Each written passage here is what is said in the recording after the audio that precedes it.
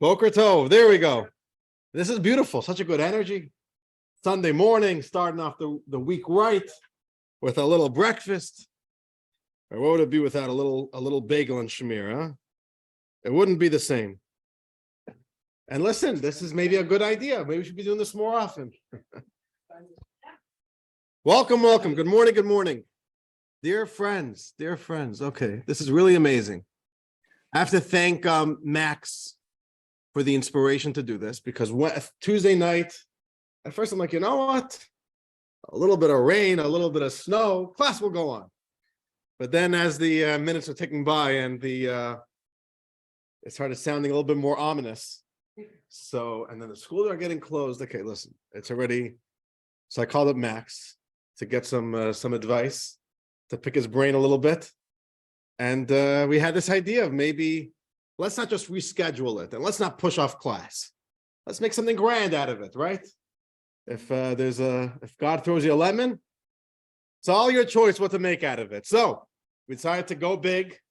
What do they say? Go big or go home, huh? That's what I was taught. So we decided to go big because we can't even go home. I'm out of power. So it's really out of options. Okay. And here we are. A wonderful Sunday morning. We're doing breakfast together. And it makes sense. A big class for a big topic. Very, very big topic. Okay. So settle in. Big class. Get some coffee. So you're going to be getting a little bit deep. And all right then. And here we are. Book Smart, lesson 3. And let us dedicate today's class in loving memory of Daniel Mayer Newman, of blessed memory. Thanks to Max and Amy for sponsoring.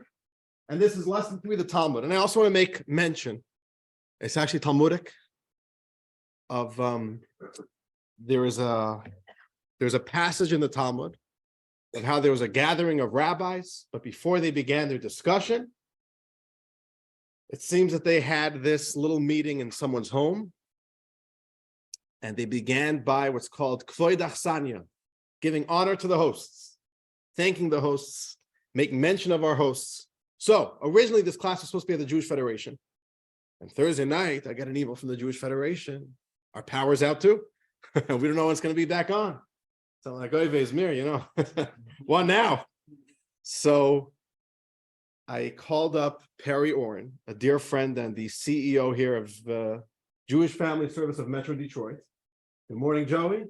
Hi. Honorable mention to Joey. I'm just a teacher's pet. Standing room only. Standing room only. We got a chair for you. Wow, we actually are. That's it. We're maxed out. All right. Look at that. Okay. So Friday morning, I call up Perry Oren and I say, Perry, I got a little problem. I'm supposed to be hosting this class with, 35 people in person on Sunday morning. Federation tells me out of power. And before I can even finish my sentence, Perry says, yes, I just have to figure it out. I'll get in touch with Amy. Amy Hyman helped us figure it out because the building's closed today. How are we going to get the building open and up? And here we are. So I want to give a very special thank you, although he's not here, but to Perry and to Amy and to Jewish Family Service. Unbelievable hosts. And they said, make yourself coffee. We don't have any staff here, but make yourselves at home. So we're very lucky here in Metro Detroit to be surrounded by beautiful people, beautiful organizations. And really is amazing that we didn't have to cancel again, but that we were able to be here and enjoy ourselves studying Torah on this wonderful Sunday morning. Okay. With all those introductions, the Talmud. Big topic. Perhaps the biggest. So let's take a look over here at our map, as we always do. Get ourselves acquainted again. There's my map. Your timeline map. Talmud is the second colored row, where it says Talmud and commentaries. So at the top, which was last week's topic, or 2 weeks ago, actually, right? Lesson 2 was the Midrash. And now we are on to the Talmud. And I just wanted to get a little bit of a bearing of the timing of this. We will be focusing a lot of today's class to the history of the Talmud. But you'll see that there is the Mishnah. That's the first big one. And you'll see there's a black bar there that covers a large period of history, a few hundred years. And then you have the Babylonian Talmud and the Jerusalem Talmud. But the whole era of the Talmud is very much focused around more or less a 500-600 year period. And if you look at the bottom, just to get the different eras, it runs from the end of the Second Temple era through what's called the Talmudic era. Okay, so just to get a little bit of a bearings, and then following that, later going forward, later on in history, in our timeline, you'll see all these different commentaries. Rabbeinu Hananel, Rashi, the Tosafists, Bar Tanura, who's famous for his blue bottled wine, right? That's Bar Tanura. By the way, it's a true story. That bottle became world famous because of the blue color. Yeah, it's very, very big. Not only amongst Jews. It's just that one little decision to make the bottle blue. Okay, but there's Bar Tanura. There's also Rashi wine. I don't know why they decided. If you write a commentary on the Torah, on the Talmud, you got a wine company named after you. Okay. So if any of you want to have a wine named after you, it's got to start writing a commentary. Okay. Here's a story. This is a guy. His name is Sean Goldstein. And he shows up to a Rabbi Schwartz. And Sean Goldstein introduces himself. He is a graduate of Harvard, has a PhD from Yale. He's an academic. He's mastered in philosophy. He is a genius. And he just wants to round off his education and his knowledge with a little bit of Talmud. So he tells the rabbi, teach me a little bit of Talmud, and I could get it. So the rabbi is a little bit skeptical, and he says, "Well, have you ever gone to yeshiva?" "No, but I've been at Harvard, Yale. Do you know Aramaic? You know Hebrew?" "No." "You ever studied Talmud before?" "No." "Ever studied Torah before?" "No." So the rabbi says, "Okay, let me give you a little test. Let me see if you are ready to study Talmud." So Sean Goldstein says, "Sure, bring it on." So the rabbi goes like this. 2 men come down a chimney. One guy, his face is soiled, is black. The other guy, his face is clean. Who goes to wash his face? Sean Goldstein rolls his eyes and says, "What do you mean?" "The guy with the dirty face washes his face." So the rabbi says, "Wrong. Think about it.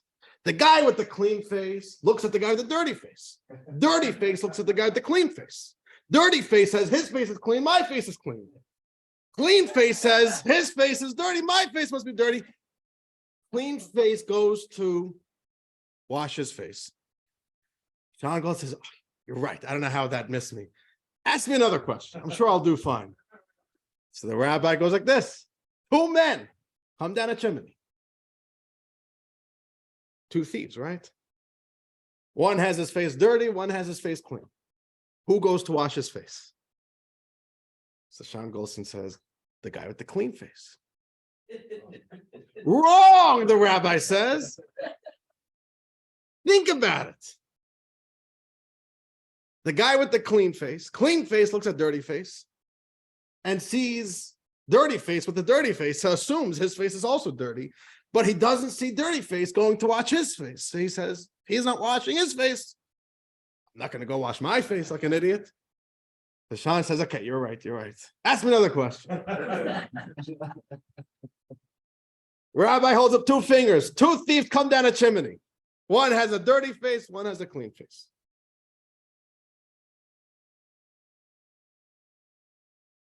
Who goes to wash his face? So he says, "You know what?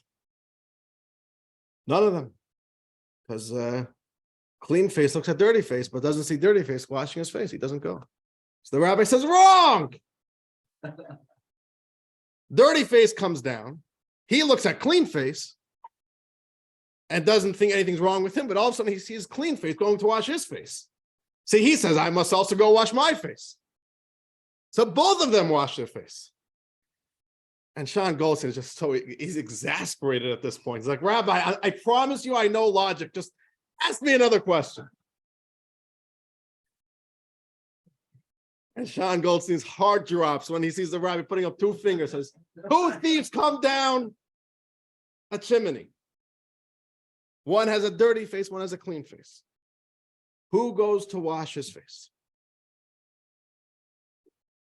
Sean Goldstein says, okay, they both go, neither? What was the last one? Both or neither?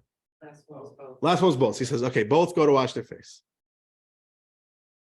So the rabbi says, what a foolish answer. How is it even possible that 2 men coming down the same chimney, one should have a dirty face, one should have a clean face? This whole logic is messed up. You're climbing up a tree that doesn't even begin. What are you doing? And plus the rabbi says, who has time to wash their faces? They're coming to steal. They're going to go take the jewelry and out the door. What? And the rabbi says, when you spend your whole life thinking about nadisha questions, silly questions, you come up with nadisha answers, silly answers. All right, the rabbi made his point. But this story is used quite often to bring out the idea that in Talmud becomes this Talmudic logic, this thing called Talmudic logic, which is mind-bending, which is dissecting, hyper logic, looking at things in a million different ways, breaking apart a given scenario. And this joke brings out that idea a little bit. Okay, but that's good for a little bit of a laugh. But here we are, the legend, the myth. Let's talk a little bit about the Talmud. And I'll give a little bit of an introduction, and then I'm going to introduce. Today's class is going to be focused. We're going to try to do, time permitting, God permitting. And as long as you guys want to stick around here we still have more bagels. As long as there's food, we could keep on going. Okay. We could bring a lunch, we could bring in supper. Okay. I'll tell you, to be honest, either we are crazy or we're very brave. You want to talk about the Talmud in 90 minutes? What are you off your head? You know? Imagine a Martian comes down and says, I want you to teach me all of science in 90 minutes. Just give me like an over. I got to go back in 90 minutes. I'm not just like, I want to know all science from all around the world, all different types, everything in 90 minutes. They'll say, oh, are you crazy? What? I want to know all the arts. Just give me an overview of the arts from all time, all places. It's crazy. So what are we even doing here? 90 minutes of Talmud? We'll try. We'll at least give a beginners a little bit of an overview, a little bit of a taste. Right? I want to give you guys a good taste of Talmud. Not just the about, but I want to give you a good reading itself. But before we do that, I just want to speak to you for a brief moment about how important the Talmud is. There is no greater book after the Bible in Judaism than the Talmud. The Talmud is the centerpiece, it's a central pillar that holds up all of Judaism, all of Jewish study. Everything that Judaism is culturally, legally, religiously, it all stems from the Talmud. It is a massive, massive idea. The Jewish people, what identified the Jewish people, the activity that most, that marks the Jewish people is Jewish study. We're known for people who study, right? They called us the people of the book. By the way, I believe it was the Arabs that gave us that name. It wasn't Jews, the Muslims. The Muslims gave us that name, right? That's a good correction. It was the Muslims that gave us the name. I think it's in the Quran, right? I think so. The people of the books. Historically, only clergy or the academic studied. So who studies? Today, the people who study are school children. And if you're still a teenager, you're going through the educational system. Okay, so you study. And then if you're going to make academia or education your career, you'll also be engaged in study. And maybe people read books here and there. But the idea of really studying and taking it as a lifelong commitment in society historically, including till today, is really not a thing. And that's not the way it was by Jews. The Jews were the first people. In fact, the whole model of public school, that every child gets education, is a Jewish model. Everybody needs to be educated. It doesn't matter what your job is, doesn't matter how smart you are, everybody has to study Torah. And there's a beautiful description of a Christian historian who was in Warsaw in the interwar period. And he describes that he's in the Jewish quarter, and all of a sudden he sees a bunch of wagons, but their drivers are nowhere to be seen. A bunch of parked horse and buggies, but where is everybody? So he asks somebody, where are all the drivers? They say, oh, go into this building on the second floor is the wagon driver shtibel, the little synagogue of the wagon drivers. And he goes in there and he sees all the wagon drivers in the evening, in between jobs, they've just finished their whole day of work, sitting and studying the Talmud all together. And he learned that every single profession had their own little shtibel, their own little study hall, where they would pray and study together, and Jews would study. Every Jew studies Talmud.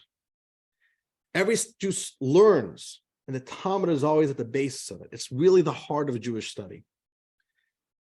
Yeah, well, you could study other books, but ultimately Jewish study is the Talmud. Everything is from there. And the Talmud is more than just a book. First of all, it's a whole set of books. I brought you just one volume here. All right. It's a big, heavy book. You get a lot of muscle built up in your yeshiva years. And this is just one tractate of the Talmud, Tractate Sanhedrin. Okay, just a random book off the shelf. And I'll show you soon the whole layout of the Talmud. But that's what the inside of the Talmud looks like. But yeah, it's massive. Thousands and thousands of folios, and folios is a double-sided page. So it's just the volume in the Talmud is massive. But more than just being a book, right? It's more than a book. It's a library. More than a book, it's really a lifestyle.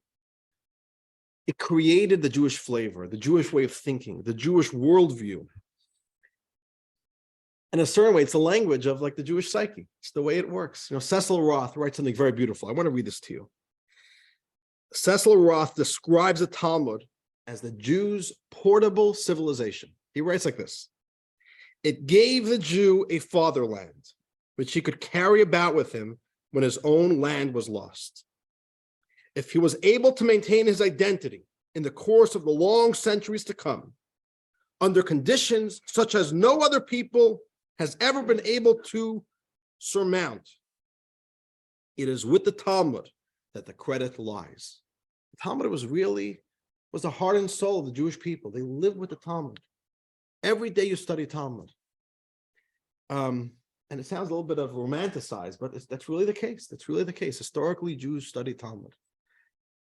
Just the descriptions of the Jews in the darkest times, turmoil, the stress, the persecution. But when you sit and study, you have a few moments with God, a few moments of serenity. So we really can't, and even this is maybe not speaking enough of really what the power that the Talmud holds to the Jewish people.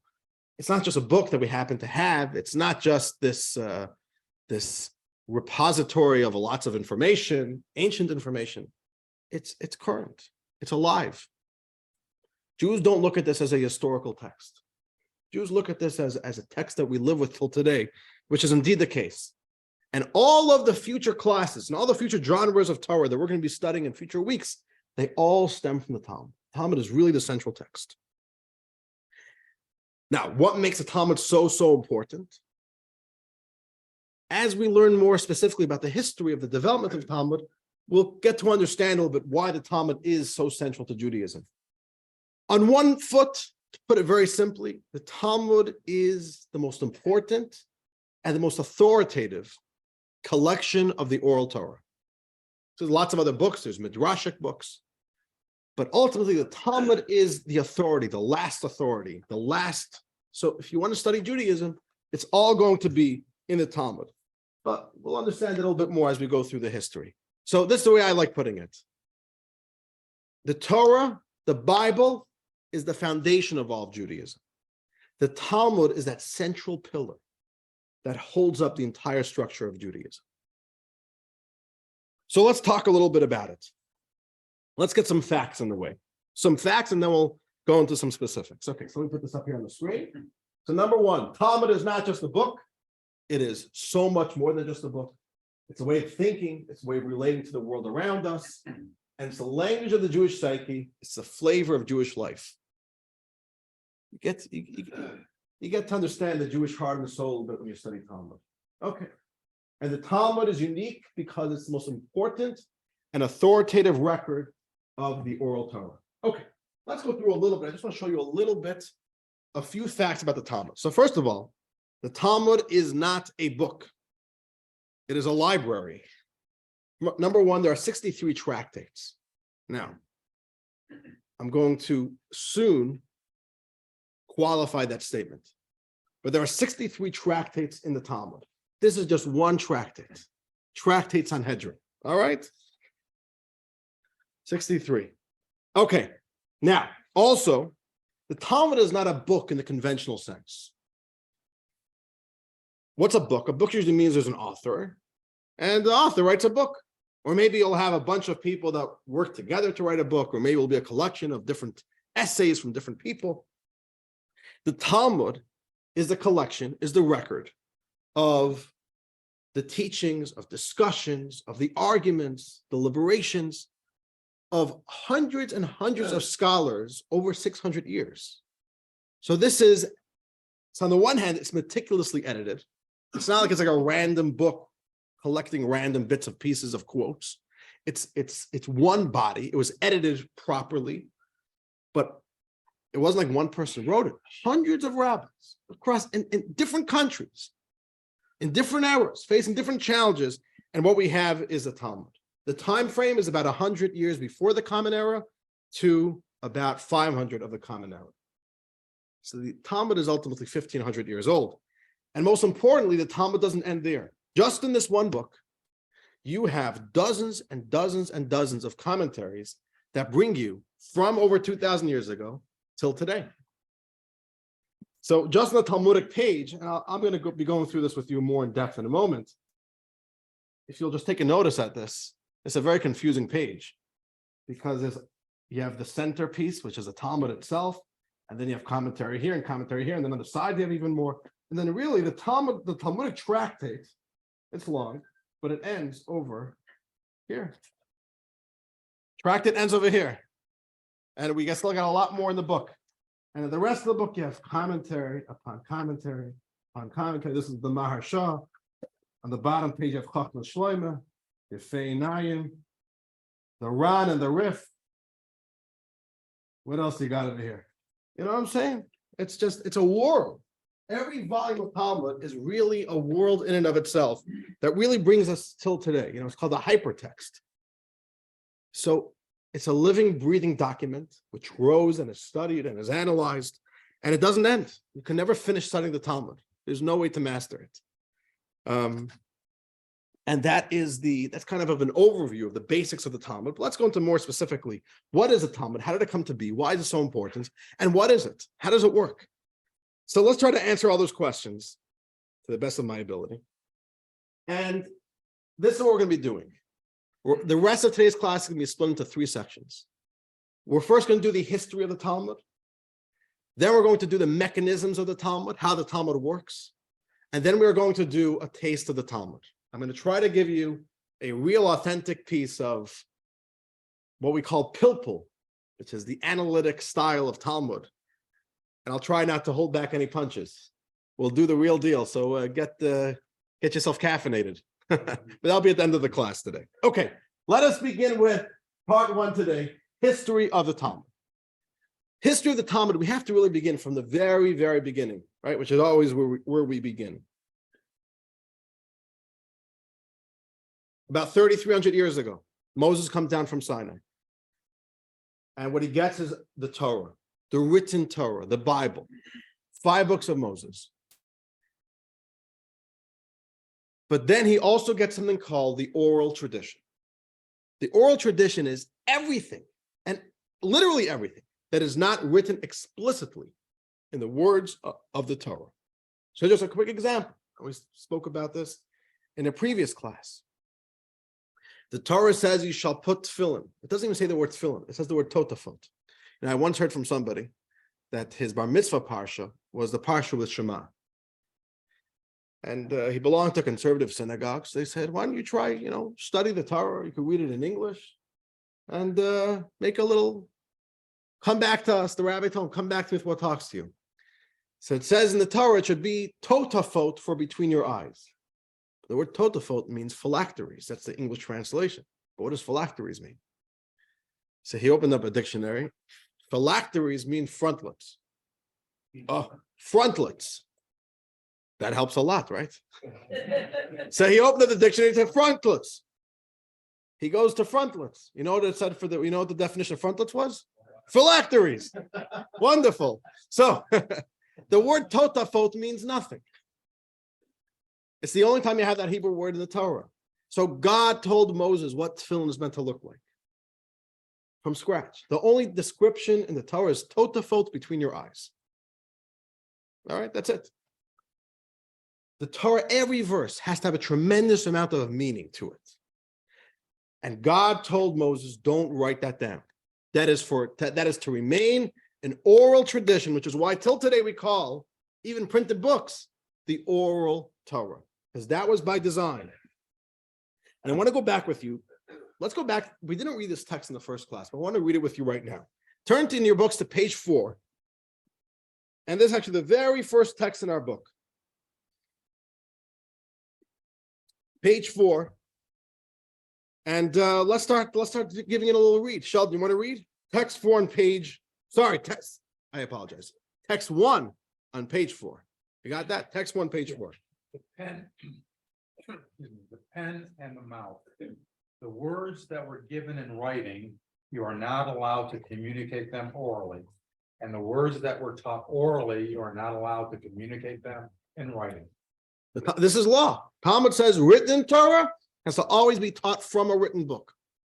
The oral Torah is never allowed to be taught from a book. Its teachings have to live in people. It can't be written down. It can't be studied without people. Very interesting concept. And this was the model of Judaism and Jewish learning for well over 1,000 years. How did study happen? You couldn't buy books. The only book you could get was a Bible. And you studied Torah by going and getting yourself a rabbi and studying. And you know how you remembered it? By always repeating it and learning it again and again. Now, we did a class an earlier time where we went through in depth, how did that system work? Tell me there's an oral tradition and nothing ever got lost or confused over 1,300 years. Doesn't make any sense. I could barely remember what my wife told me this morning. All right. You want me to remember everything Judaism has to say? It's a good question. It's a good question. But the point is, we have to remember studying was the culture of the Jewish people. Today, who are you? Like today, how do we introduce each other? What do you do? The first thing we ask each other by like a social event, what do you do? And what does what do you do mean? It means what's your career? Right? So today your lifestyle is a career, or the career is your lifestyle. What am I? I'm a doctor. Really? That's who you are? It's not just what you do. It's not just how you make money. Today, their career is who you are. It's not a job. It's a career. It's an identity. The culture of the Jewish people in Israel was one of learning. Everybody studied. From the age of 5 years old, children went to school, to cheder, to a yeshiva, and they studied, and it was serious. At the age of 5, children started learning the Torah, 5 books of Moses. By the age of 10, they had to know the Torah inside and out. Which doesn't mean that they knew the Bible stories. They knew every single verse. They knew how to read that verse, and they knew how to sing that verse out of Torah. Back in the day, when you got an Aliyah, you read the Torah yourself. You didn't have somebody else reading the Torah for you. And starting from the age of 10, you start learning Mishnah, and 15, Talmud. By the time you were getting married, which back then was basically the age of 18, our sages say, you were already a scholar. But a scholar wasn't, everybody was a scholar. Who wasn't a scholar? Young children knew Torah. Everybody knew Torah. The Jews were, thank God, very wealthy. They were able to dedicate most of their day hours to studying. And studying was the culture.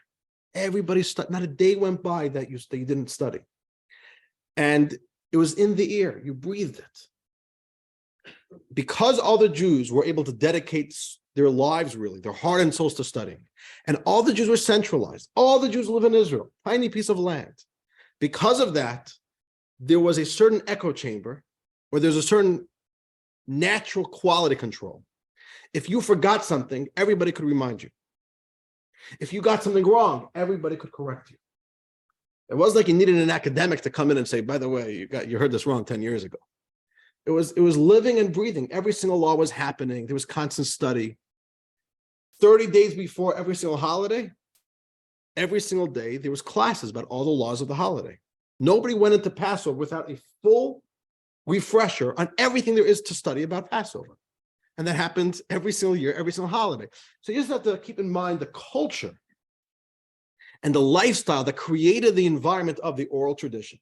And the Jews knew, this is our life. This is our life. The most important thing in our life is studying Torah and keeping it on forward. And that's why education is such a big Jewish value. Every parent knew it is my responsibility to teach my child Torah. If my son and my daughter are going to know Torah, if the Torah is going to survive another generation, another 5 generations, I have to teach it. And that was a lifestyle. It was an unbelievable lifestyle, and the Torah was not written. So you couldn't go to a bookshop, you couldn't go to a bookstore and buy a Mishnah, a Talmud, a Midrash. It all lived in the hearts and souls of the people. Where was the Torah? It wasn't a bookshelf. It wasn't books. It was all people. The people were the Torah. The Torah lived in the people, which is a very beautiful model as long as it could work. Now, spoiler alert, at some point the system couldn't survive any longer, right? Today doesn't work like that anymore. And we had to put the ideas down to paper. But this is the original model as it was given from God to Moses at time. Yes. When they decide to put it to paper, the oral Torah, Mhm. didn't somebody question it saying this is not how God intended it for it to be? Let's get to that. We're not to that part of history. But yeah, no, that's obviously a very important question. Who gave anybody the right to change the law, change precedents in such a radical way? Yes. I thought, well, the way I've heard it was that before Hasidus, most Jews didn't have access to learning, and Hasidus opened it up to the common people. Okay, so that's you have to go 1,000 years after the publishing of the Talmud, and then see what the situation was like then. Well, we're not that late into history yet. Maybe in lesson 6 we'll be up to there.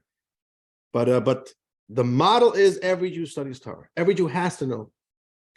And the Talmud tells us that in the first temple era, before the writing before anything was written, real oral Torah era, you could ask a little child about the most complex laws of purity and impurity, which are the most nuanced and most difficult laws in the Torah.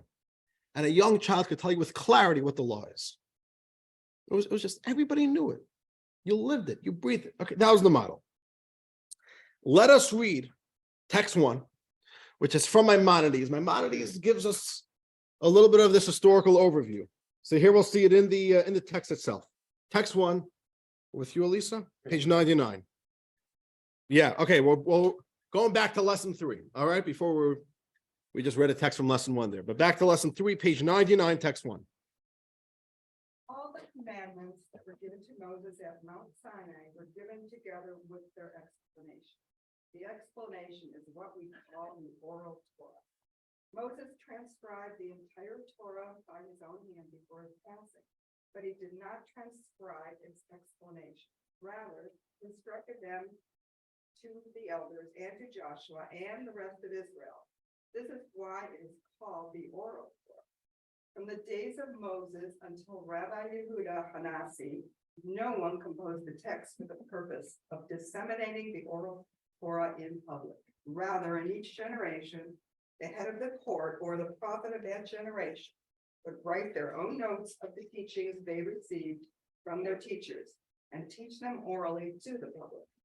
Similarly, each person would write down for themselves, according to their ability, the teachings they heard regarding the explanation of the Torah and its laws, as well as the new concepts that were deduced in each generation using one of the 13 rules of biblical exegesis and accepted by the High Court. So it continues until the time of Rabbi Yehuda Hanasi. Okay, so we're learning a little bit more about the model over here, oral Torah. And this is the first period that we have to know about, that during this time, the era prior to the Mishnah, the oral Torah remained an exclusive oral tradition. Okay, my Maimonides did say people were allowed to keep notes. And the leading rabbis of each generation did have their own notes, which we don't have till today, because it was never meant to be published. It was only allowed to be personal notes, and they weren't allowed to teach out of their notes. Everything was oral, but for the sake of memory, people were allowed to keep their own notes. Okay. And this is what happened for about 1,300 years, 1,400 years. Before we move on to the next era, we have to ask a very simple question. What happened if somebody had a question and nobody knew what the answer is? So tefillin is an easy one, because Jews put on tefillin every single day. So it's impossible that somebody wakes up one day and says, we forgot what tefillin are. How do you forget? The same thing with a sukkah. The Torah doesn't really tell you what a sukkah is. It just says make a sukkah on the holiday of Sukkot. But Jews are doing it every single year, so you can't really forget it, right? But there were certain laws that were rare laws that wouldn't come up often, that were more nuanced, more complex, and there could be such questions. And let's say you lived in northern Israel. Okay, let's say you live in Tiberias, and you're studying with a group of friends, and you don't know what the tradition is here. What's the tradition? We don't know. So here's a system, and this is a very important key part of how the oral tradition system worked.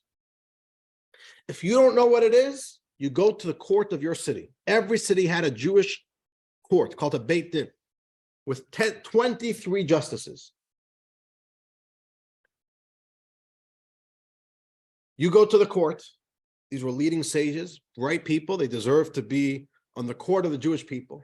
And you would say, dear judges, dear justices, we came to this part of Torah and we don't know what the law is. And the justices would discuss amongst themselves, do we have a tradition? Do any of us know what the law is? If they knew the law, they would tell those people. If the court didn't know what the law is, they would go to the neighboring court altogether. So those Jews that didn't know the answer and those justices would all go to the next city. So if you're in Tiberias, you're probably going to Tzfat, to Safed. You'll go to that court. If you don't know, if that court also doesn't know what the tradition is, you'd all have to go travel to Jerusalem. And ultimately, it all went to the Supreme Court, which is called the Sanhedrin. The Sanhedrin had 71 justices. And in fact, this tractate of Talmud is called Sanhedrin, all right? So this is the tract that talks about all the laws of the Supreme Court and in general about, it's a pretty legal, the whole idea of how courts of law, Jewish courts of law function, okay. And the Sanhedrin would be the final word on a forgotten law. And they would say, well, we have the tradition that the law is this. Or they would say, we don't have a tradition and we need to discover what the law is. And that's what we have last week, the Midrash, right? And they would, on the spot, however long it took them, try to discover what the law is using the laws, the 13 principles of biblical exegesis, of how to study the Torah, how to develop the Torah. And they would come with, and they would vote on what the law should be. So ultimately, the gatekeeper of the law was the Supreme Court of 71 justices, which was in the Holy Temple called the Sanhedrin. All right, they were the final authority in all questions of Jewish law. So let's say there was a dispute. The Jews of Tiberias had this tradition. The Jews of Tzfat had a different tradition. Who's right? Who's wrong? You all stop, travel to Jerusalem, go to the Sanhedrin. Every single day they sat in the Holy Temple. They would tell you what the law is. And like that, Judaism was very uniform. And there was one authority in all of Judaism. And this is the way Judaism lived. This was the culture. This was the way tradition lived on. Okay, in a nutshell. Let's read this next text from the Talmud that describes the Sanhedrin's role in maintaining the integrity of the oral tradition. Toby, what about you? Text 2, page 100. At first, there were a few disputes on matters of Torah law in Israel. Rather, a court of 71 magistrates sat in the chamber of chiseled stone in the Holy Temple in Jerusalem. 2 additional courts of 23 magistrates sat at the entrance of the Temple Mount. At the entrance of the temple courtyard, an additional court of 23 sat in all the cities of Israel. When a matter under dispute needed to be addressed, they would inquire of the court in their city. If the sages of the court had received a tradition regarding this matter, they told it to them. If not, they would go to a court in a nearby city. If they had not received a tradition, they told them. If not, they went to the court at the entrance of the Temple Mount.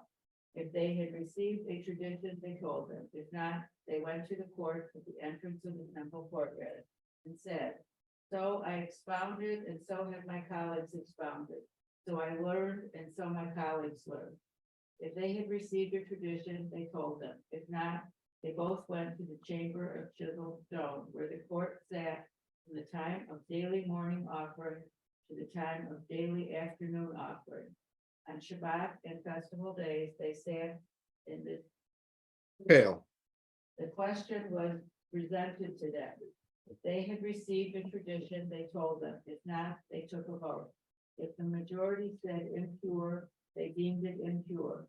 If the majority said pure, they deemed it pure. Okay. Judaism is living and thriving for hundreds of years. The integrity of the oral tradition is lasting. Our sages also tell us that people were very, very smart then. People were just really, really bright. I don't know what happened. The Talmud says, if the original generations were like angels, then we're like humans. If the original generations were like humans, then we're like animals. That's what happens. Time goes on. They were very spiritually sensitive. And they were just really intelligent people, and not just intellectually intelligent, but also emotionally intelligent. These were people that had very large capacity. They studied, they lived Judaism, and Judaism lived in their minds and their hearts. It worked. But then, let's take a look at our little map over here. Let's just get a little bit of an idea of what we're talking about. From the beginning, from biblical era, right? If you look at the bottom of your maps, from the times of the revelation at Sinai, up until, let's call the Second Temple era, which is where you have the men of the Great Assembly. Up until that point is where the oral Torah is working flawlessly. The model works beautifully. Second Temple era, especially the second half of Second Temple era, which is basically once we're inching closer to the common era, the system starts cracking. What's happening? It's really the beginning of the era of real persecution. It's the end of the era of prophecy. The Jews could feel it, that a lot of that spiritual sensitivity was slowly fading away. And all of a sudden we start having the story of Hanukkah, right? Who comes? The Greek Syrians come in and start oppressing the Jewish people. All of a sudden it's illegal to study. And then after the Maccabean revolt, the Romans come in. And all of a sudden the Jews don't have the freedoms they once had. And all of a sudden studying Torah becomes risky business. And the sages are getting persecuted. And the Jews stop learning. And if the Jews stop learning, Judaism dies. Because it lives in people. We need people to be right on call with this. And slowly but surely things start fading away. The Torah, the integrity of the system starts fading away. And then we have even worse, the destruction of the Holy Temple. The Roman conquest of Judea, the temple is destroyed. The Jews are dispersed. Now Jews all of a sudden don't live in one place. So all of a sudden we went from this era of prosperity, of studying, of knowledge, of a unified Judaism. Jews live all in one place, under one leadership, under one authority. All of the conditions that are needed to allow this system to work of the oral Torah are fading away. Jews are not living in one place. The Sanhedrin was being disbanded. The Romans made it illegal to run the Sanhedrin. They were kicked out of the Holy Temple. It lasts for a few more hundred years, but in a very, very limited fashion. All of a sudden, Jews are all over the place. The great diaspora begins. And it's clear that the model has to change. Comes along one of the greatest Jewish figures ever. We learned about Ezra in class number 1. And Ezra is probably one of the most unknown great Jewish leaders, and not just a teacher or a leader, but he understood what needs to happen for Judaism. He's the one that canonized the Bible.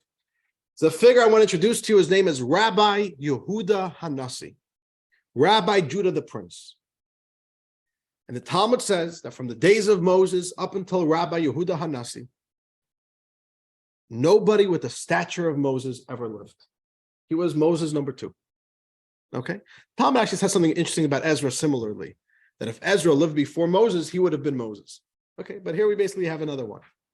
And the real idea is, Rabbi Yehuda Hanassi was given all the great gifts by God. He was number one, very wealthy.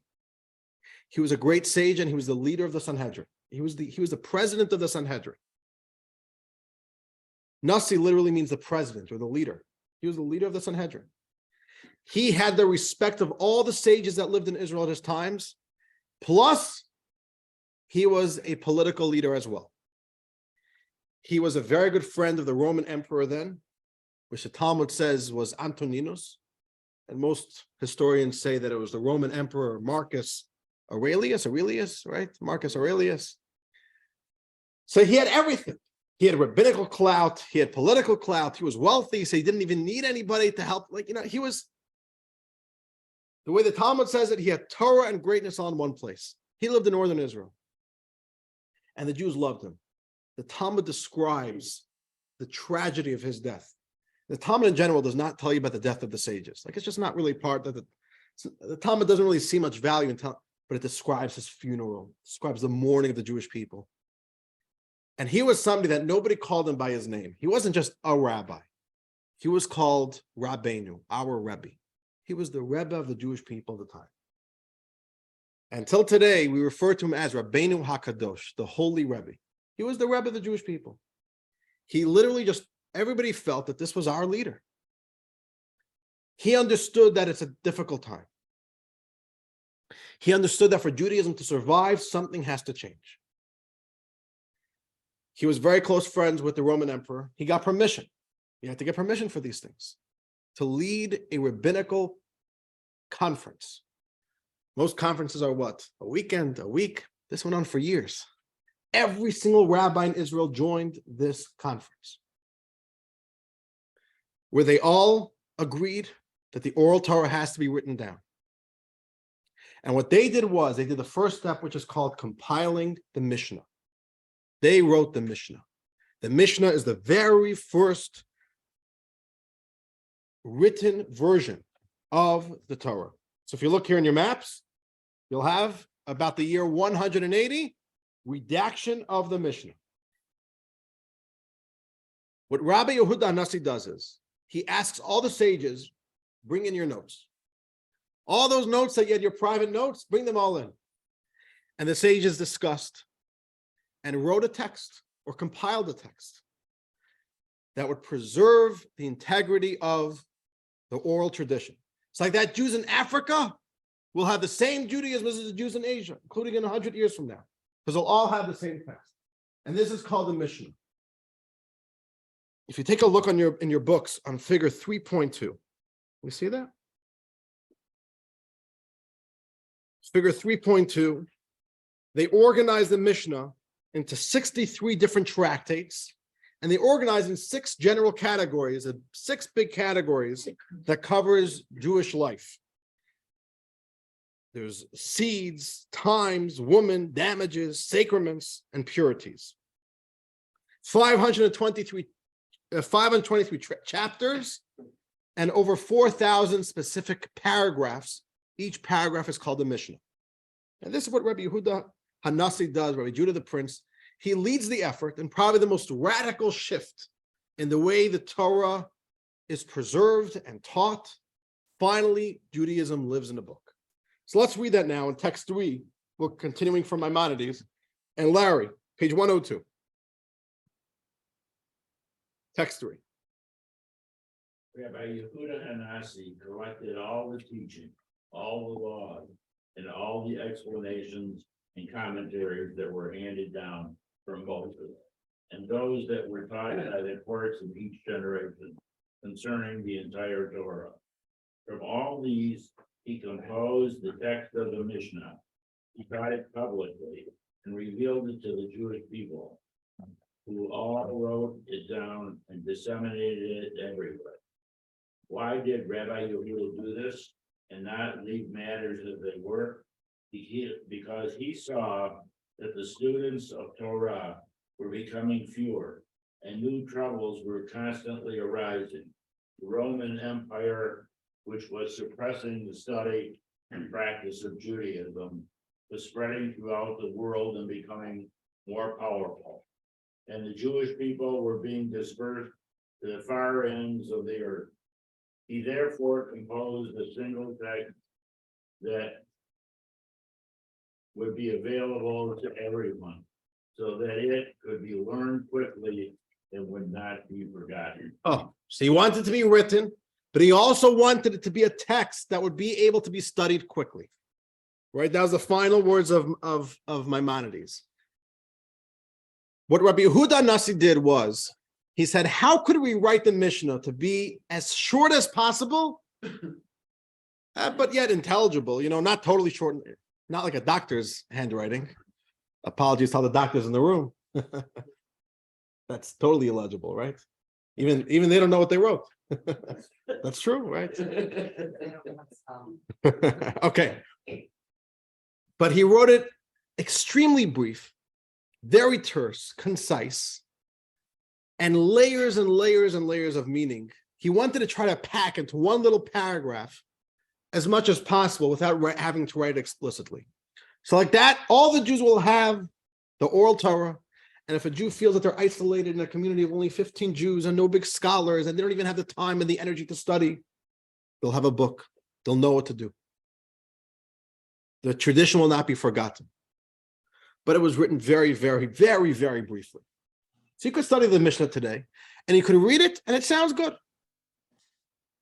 But he packed in a tremendous amount. And this was the work of Rabbi Yehuda Hanasi, and it was accepted by all the Jews. All the Jews, there's not a single rabbi. Who asked this before? Were you the one who asked this? If anybody wasn't on board with the plan? Yeah. Everybody was on board. There's not a single rabbi that didn't agree that this is the move that needs to happen. And from then, it changed. Now the oral tradition can be written down. Is the Talmud a general term for the Mishnah and I'll get to everything that. else? I'll get to that. Good question. Okay, because I'm a little confused what the different words mean. Got it. Okay, right now we're just doing Mishnah. We'll get to Talmud soon. Mishnah is one component of Talmud. Was it written in Aramaic or Hebrew? Hebrew. It's written in Hebrew. Mishnah is Hebrew. We'll get to what Talmud means in a moment. He writes a Mishnah in Hebrew. Okay. Also, just something interesting. Anything that Rabbi Yehuda Hanasi assumed wouldn't be forgotten, either because it's just done so often, or because it's something that's just still fresh in everybody's memory. He didn't even write it down. What's an example of this?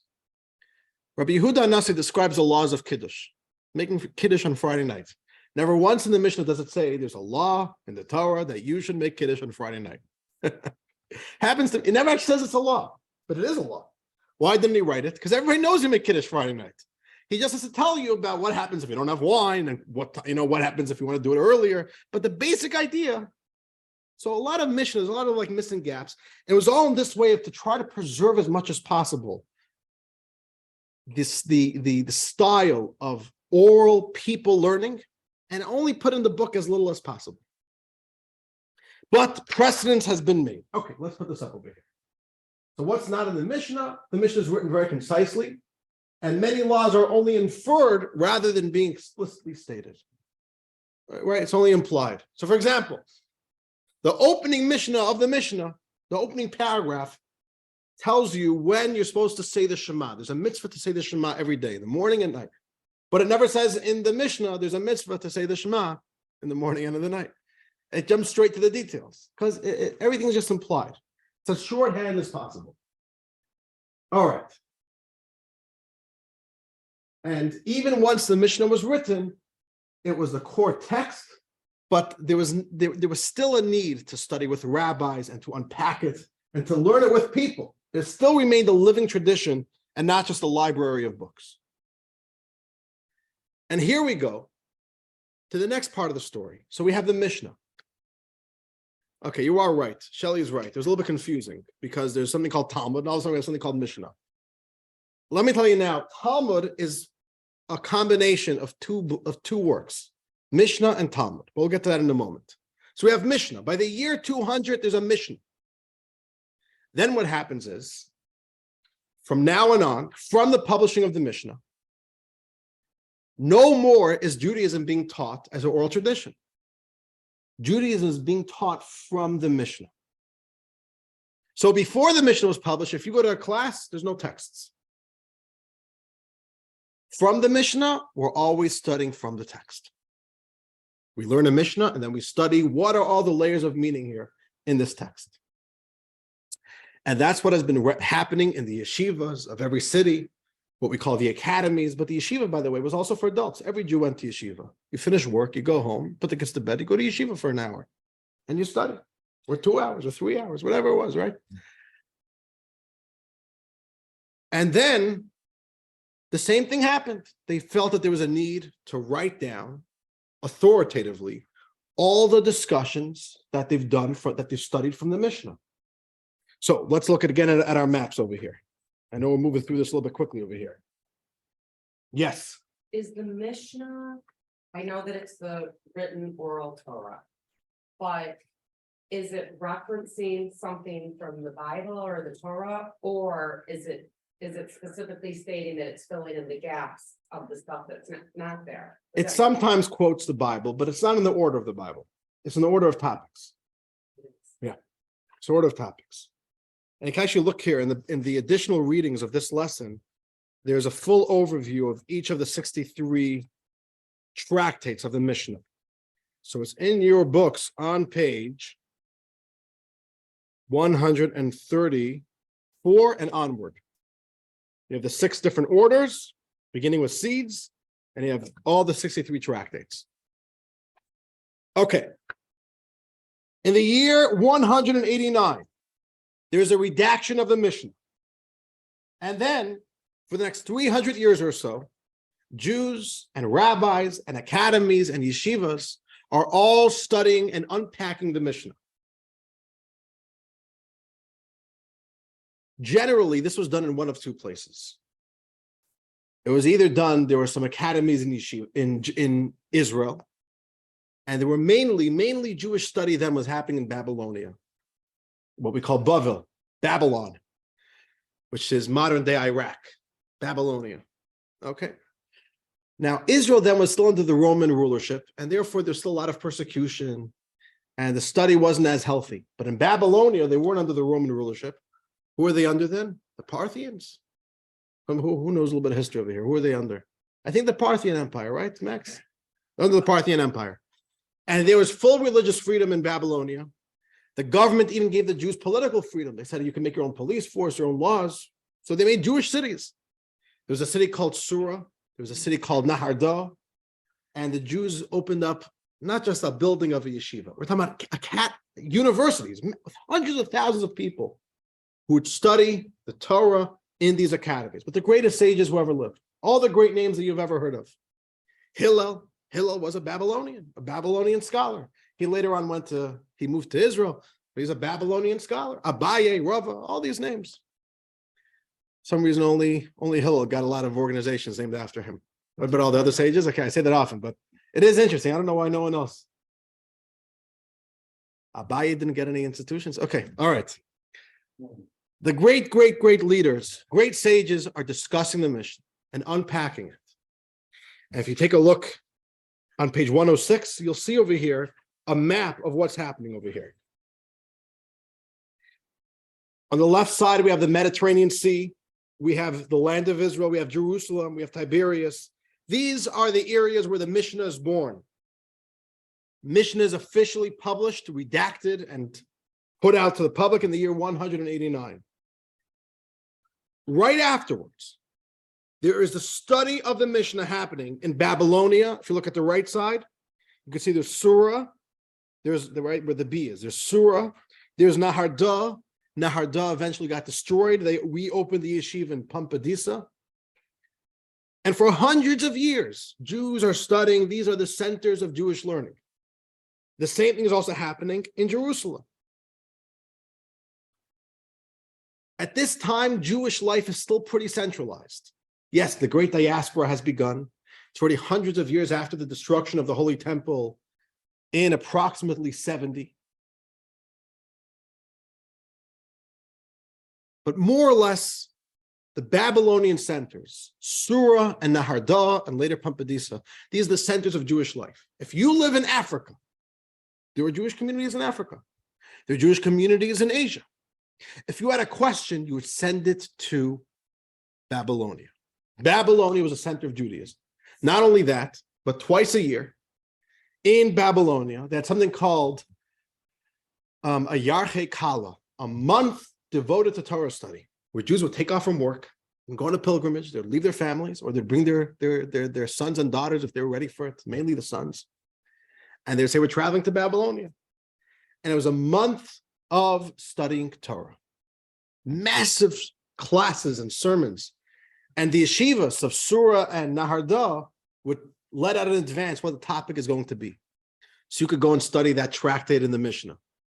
And you could prepare all your questions. And you would be there for a month. It was like a festival. It was like a cruise, just without the boat. But it was like a wonderful. It was, it's this oasis of Torah. And it was very inspiring. It inspired the people's hearts. Hundreds of thousands of Jews from all across the then world coming to study Torah in these centers. But all good things have to come to an end. And Babylonian Jewish life is coming to a close. And the great sages, just like Rabbi Yehuda Hanassi in generations earlier, understood that even these great yeshivas and this great centralized model is also going to be falling apart soon. And they spent decades and decades, took them 80 years, to fully edit and publish the entire Talmud, where they went back and took all the discussions, all the records of the past 400 years and put them down in the Talmud and publish a Talmud. And that's the next step that you have over here in your books. Sorry, in your map, the redaction of the Talmud in the year 505. And from then you have the Talmud.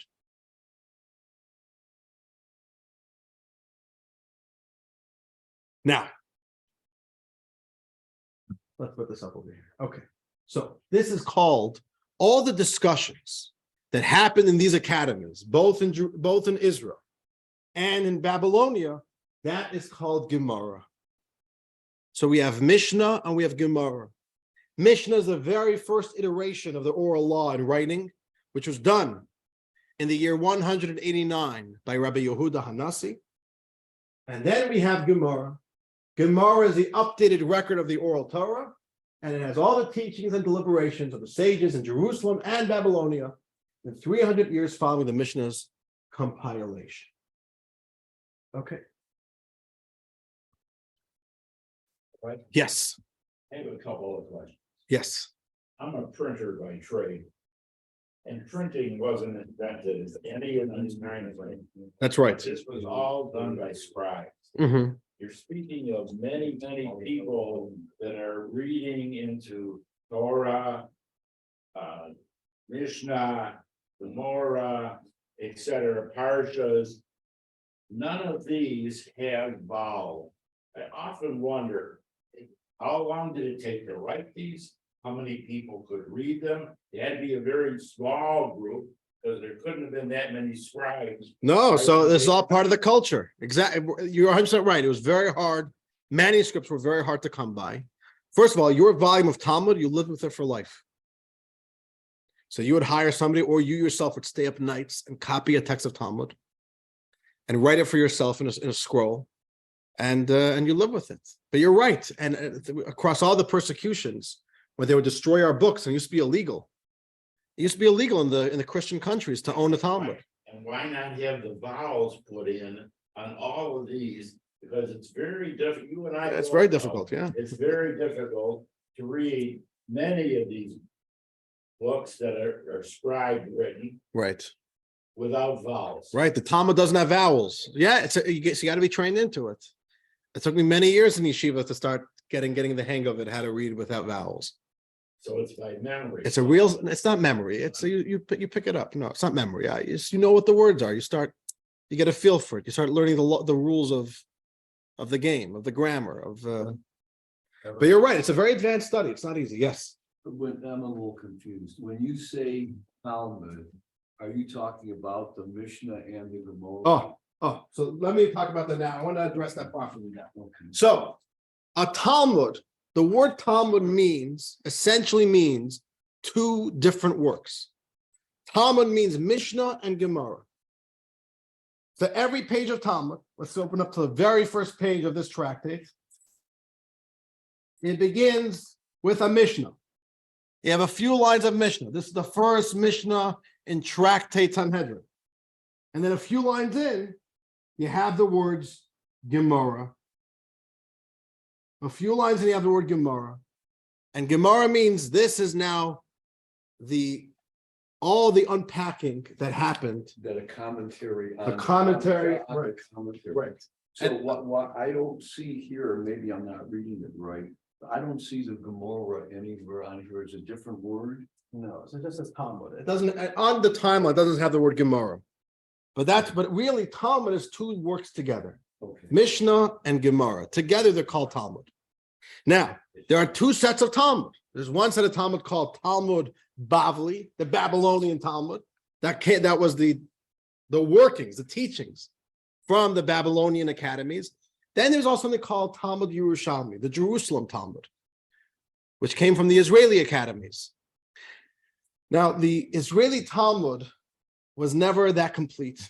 They had to end their work about 100 years or more than 100 years. And about the year 350, they already had to close down the yeshivas in Israel because of the persecution under the Roman Empire. So the Jerusalem Talmud never got the clout and the authority, and even it's not too comprehensive compared to the Babylonian Talmud. So generally, when you hear the words Talmud, it means Babylonian Talmud, the teachings that happened, the studies that happened in the Babylonian academies. But there's also Jerusalem Talmud, which is even harder to understand. It doesn't have the breadth and depth of the Babylonian Talmud, and it's not as complete. And the Babylonians had the Jerusalem Talmud when they were finalizing their Talmud. Okay, now, how are we doing so far? I know it's a lot of information over here. We're doing okay, more or less? Okay, more or less, okay. There we have it over here, right? So the Talmud contains two parts. I should have had this earlier on in the class. So Talmud contains two parts. There's Mishnah and there's Gemara. Together, Mishnah and Gemara make Talmud. Mishnah was composed at the end of the 2nd century, the year 189, and it is the first officially recorded summary of the oral Torah. Gemara was completed at the end of the 5th century, and it is structured as discussions of the Mishnah with additional teachings as well. Okay, so they published the Talmud. Now, the reason why the Talmud has the power and the authority that we know it as today is because it was the last work of the oral Torah that was accepted by all Jews. Everybody accepted the Talmud. This was right before the great breakup of Jewish communities. And then there's Jews in Ashkenaz and Europe, and then you have Jews in Sfard, and then you have Jews in Israel, and all of a sudden every country and every locality kind of has their own ecosystem of Judaism. The last time there was a centralized text that all Jews said, this is our Torah, was the Talmud. And that is why the Talmud always has and always will have that kind of last say. This is Judaism. This is our most complete and authoritative text of Jewish teachings. So it's the end of an era. The Talmudic era was the last time that the entire Jewish people accepted one central authority before dispersion led to the many centers of Torah leadership. I'm going to learn about this next week. Once it comes to further practical application of Jewish law, there was the Sephardi communities and there was the Ashkenazi communities. And Maimonides, who ruled on Jewish law in Sephard, in the Sephardic communities, the Ashkenazi communities didn't agree with him. And it became two different traditions of law. Okay, we'll talk about that next week, or actually this week, this Wednesday, with the halacha class. But okay, but the point is that this is the last time, 1,500 years ago, The Babylonian academies had a consensus of all the Jewish people. And they made sure to publish a Talmud before this further dispersion and decentralized next phase of Judaism. Okay, I think we are kind of done with the history then. Okay. All right, so let's finish this up over here. The Talmud holds unique authority as a documentation of the oral Torah. No subsequent Torah work has the same standing.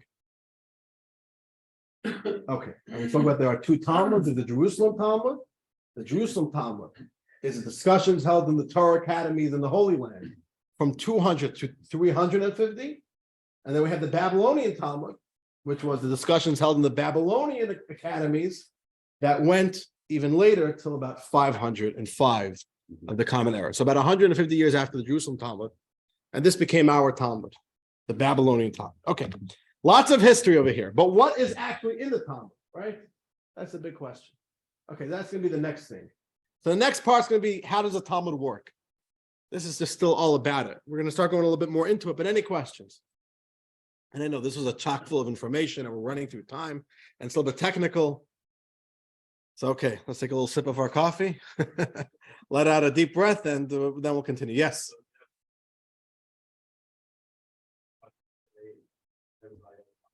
Exactly. There's only one Talmud, and this is our Talmud, right? This is Jewish tradition.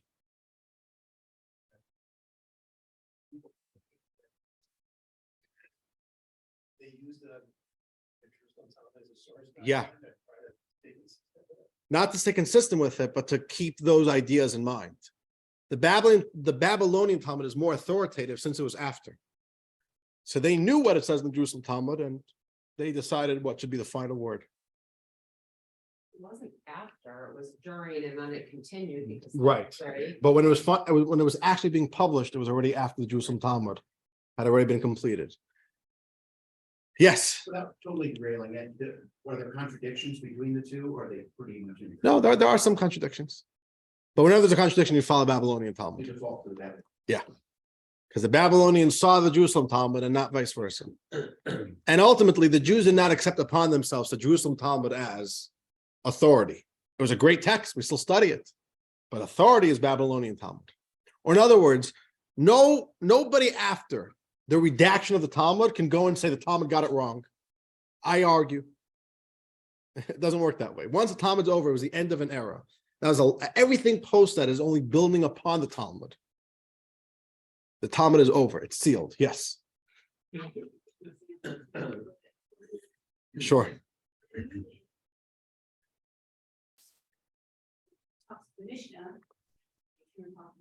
and the Gemara, I don't see clarification and sometimes totally disagreement. So we'll get to that. So I want to talk a little bit about the mechanics of how it works, which will maybe clarify what you're asking about. That the Gemara seems to be doing more than just, it's not just a commentary. It's like it does a lot more than that. Right, it turns around, it pulverizes it. Right. Okay, so let's talk about that for a moment. Let us now go to the way the Talmud actually works. Till now, there's a lot of history. We understand the eras. We understand kind of what's happening. Let's talk a little bit more specifically about this genre of Jewish learning. We have a Mishnah. The Mishnah was written extremely concise. And the way Rabbi Yehuda Hanasi, Rabbi Judah the Prince, originally writes the Mishnah, he makes it very dense. Lots of information packed into every line. And now it's the job of the Jews and the sages to unpack it.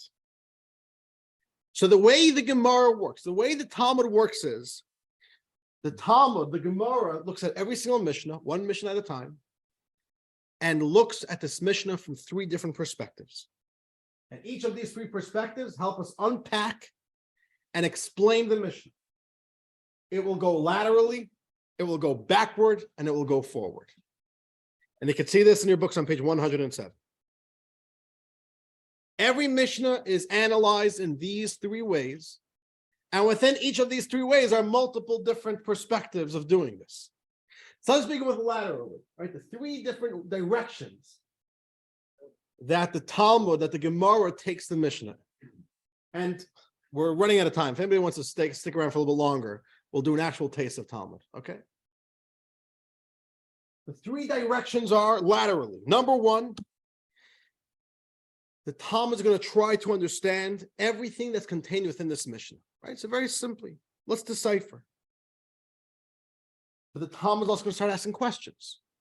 What are the circumstances of the case presented in the Mishnah?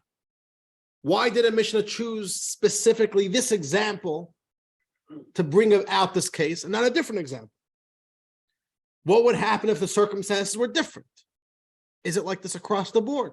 So we'll analyze very in-depth the exact scenario and circumstance and example and law given in the Mishnah. Part of lateral exploration is looking at other Mishnahs and comparing the two. This Mishnah in front of us says this. We have another Mishnah that says something similar but a little bit different, or maybe totally different. What's the difference between these two Mishnahs? So comparing Mishnahs is a very big part of what's happening over here as well. They're simply trying to unpack and understand exactly the law that is being taught in this Mishnah. Sometimes the Mishnah will present a disagreement. Hillel says this, Shammai says this. The Talmud is going to classically ask, what are they really arguing about? What is the underlying motive behind their opinions? Why does Hillel say this? And why does Shammai say that? Right? So the first step is lateral. I want to really understand very, very well the underlying principles that drive this Mishnah and the specifics of the circumstances and what would change if it was a different circumstance. That is lateral, right? Analyzing the Mishnah and comparing it with parallel teachings. Then the Talmud also goes backward. Backward means, what is the source of this law? Where in the Torah does this law come from? And this is very similar to what we spoke about last week in Midrash, the exposition. What is the source code for this law? So that's backward. And then there is forward. Forward means, what does this Mishnah bring us to? What about other cases? What can we learn out from this Mishnah? How does the Mishnah now apply to new circumstances that maybe didn't apply 400 years ago when Rabbi Yehuda Nasi first wrote down the Mishnah? Now there's new cases, now there's new situations, but we all base on the Mishnah. So every single Mishnah is dissected in these three general ways, and there's even more. And if you look on page 107, there's all these different Hebrew terms, which are, every page of the Talmud has a bunch of these terms, and each of these terms represent a different way of looking into the Mishnah and asking questions to probe and get down to the bottom of what is really happening here in this Mishnah. This is what we call a sugya, a Talmudic narrative. Every Mishnah begins with a sugya, and a sugya could go on for pages and pages, where we start with one piece of Talmud, and we start exploring and exploring. But the Talmud is not a simple, literal running commentary. The Talmud is very, what's the word? Tangential? Is that the word? Which is, what was that? Tangential. Yeah, I guess so. Yeah, okay.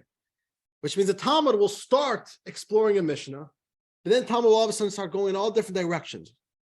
And you'll sometimes go very off track, and the Talmud will get you back on track, and then off a different track. And sometimes just one Mishnah can lead you on pages and pages and pages of like, who knows where you're going over here, which is why we call it the sea of the Talmud. You don't just enter the Talmud and get a little bit of commentary. You jump into a sea and the waves take you all over the place, and there's depth, and who knows where you're going over here. So here's a little example. There's a Mishnah in Tractate Shabbos that speaks about what type of wicks you're allowed to use for the Shabbos candles. That's the Mishnah. What does the Talmud then come and say? Well, let's try to identify exactly which wicks the Mishnah is talking about. And why does the Mishnah want us to use these wicks and not those wicks? There's a whole discussion of all these different types of materials and what would the Mishnah say about these different types of materials. But then the Talmud says, 1 second, does the same law apply to Hanukkah candles? So now we're on the topic of Hanukkah. Once upon Hanukkah, the Talmud gets carried away with Hanukkah history. And once we're carried away with Hanukkah history, we start talking about the menorah and the Holy Temple. And then once talking about the story of the Holy Temple, we quote a teaching from Rav Kana. And Rav Kana said this teaching in the name of this guy. And then the Talmud says, you know what? There's another really cool teaching that Rav Kana said in the name of that guy. And let's quote it here too, which is about the story of Joseph and his brothers. So in one running stream of Talmud, you start with a simple law of what wicks you're allowed to use on Shabbos. And you have 4 pages, 4 double-sided pages that take you on this massive journey and tour of who knows where in June. You never know where you're going to end up. And in that sense, the Talmud is very unorganized. Everything is everywhere. It's a world. It's a sea. It's not just a literal and simple, straightforward exploration of a Mishnah. That is what is happening over here. The next little point we have to keep in mind about the structure and the mechanics of Talmud is that there's a lot of arguments in Talmud. The sages are always arguing with each other. And the reason why they're arguing is because they're trying to get down to the truth. So it's called, the English word for this is called adversarial collaboration. Adversarial collaboration means that we'll each come from different perspectives, but we're going to try to sharpen and get down to the real bottom of a certain given situation. So the rabbis would tend to argue a lot, but not because they just wanted to argue with each other, not because they were enemies, but this was the style of learning, to break everything down to smithereens, get down to the bottom of it. Don't let any stone unturned. Don't let any idea go unchallenged. And in that way, to crystallize the idea as much as possible, sharpen the idea as much as possible. And that's why there's a lot of debates in the Talmud. And I want to read with you a little text on that. Let's go to text 15. All right, we're skipping a few texts over here. And maybe we'll go back soon to some previous texts. Text 15 on page 124. Where are we holding? Clear? I think we're up to you. Text 15 on page 124.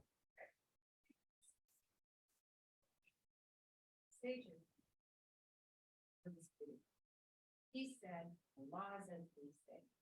And he said, the laws as we say. Then a heavenly voice issued forth and proclaimed, these and these are both the words. That's the Talmud. The debates doesn't mean that somebody's wrong. It's the opposite. Torah is vast. The Torah is large. There's many different perspectives. The law is always going to side with the majority.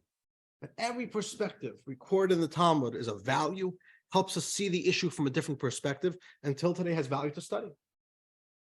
It helps us understand the issue. So that's how the Talmud kind of works. Now let me give you a quick tour of the Talmudic page. We'll watch a little video. And then we're running out of time to do a taste of the Talmud. But if any of you want to stay here for like an extra 10, 15 minutes, I'll give you a quick, fast-paced tour of all this style in action. We'll take a Mishnah and we'll attack the Mishnah from all these perspectives, and we'll start seeing just the genius of how the Talmud dissects a Mishnah and just clarify so much from what seems to be a very simple text. But okay, let's look at the Talmudic page, then we'll do our video. And okay. I told you we're crazy if we're trying to do this in 90 minutes. Okay, Talmudic page. The Talmudic page is a very confusing page because it's not just a simple page. You have this in your books. It was towards the beginning of this lesson. Let me just tell you the page. Page 96 in your books. Thank you so much. Page 96 is called a daf of Talmud. A daf is the way we call not just a page, but a double page.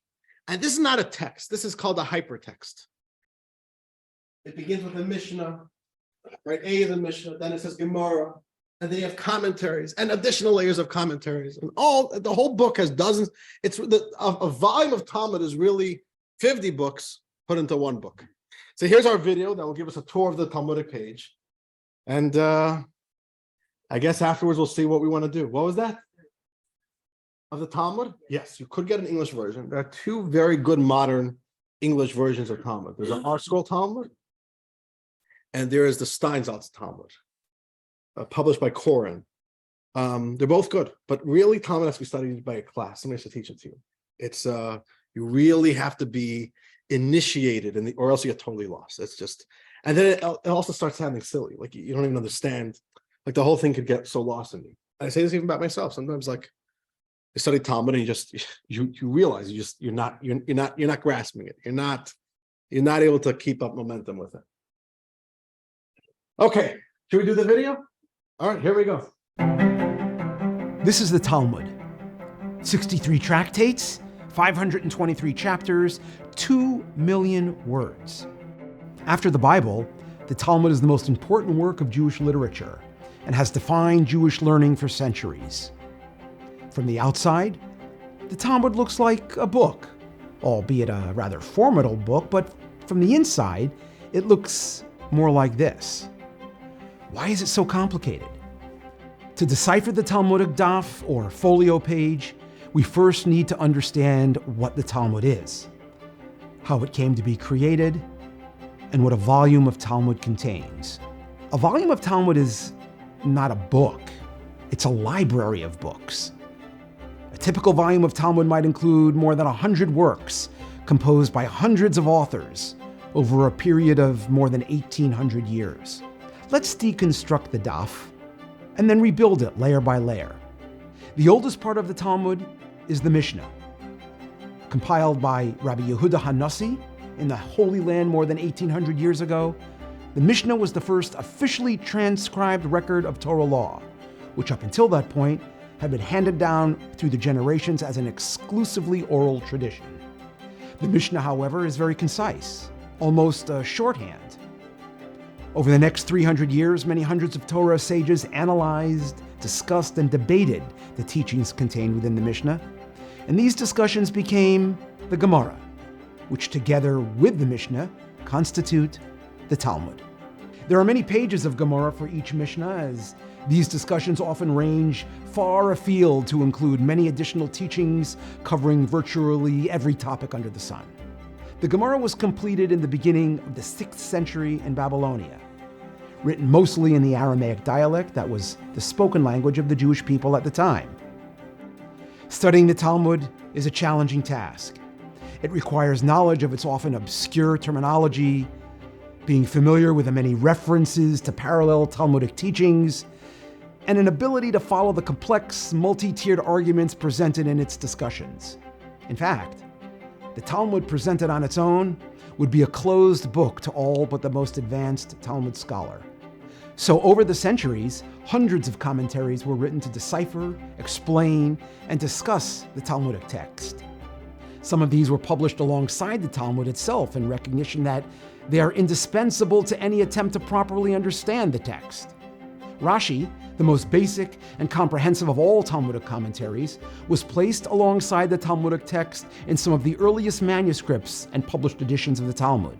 But when one Talmud scholar writes a commentary, other scholars will offer alternative explanations or have additional questions and issues they feel the need to address. Flanking Rashi on the daf is Tosfot, which is actually an anthology of commentaries by dozens of sages, including a number of Rashi's disciples and descendants. The analytic and dialectic style of the Tosfot commentaries strongly influenced the manner in which Talmud has been studied over the centuries throughout Europe and beyond. Over the years, more elements were added to the daf to aid the student's navigation of the text. But there's a limit to how many commentaries a page can hold, even an oversized folio page of Talmud. So other major commentaries were added to the back pages of each tractate for ready reference, and many, many more. In addition, many more commentaries on the Talmud were published and continue to be published each year in separate volumes.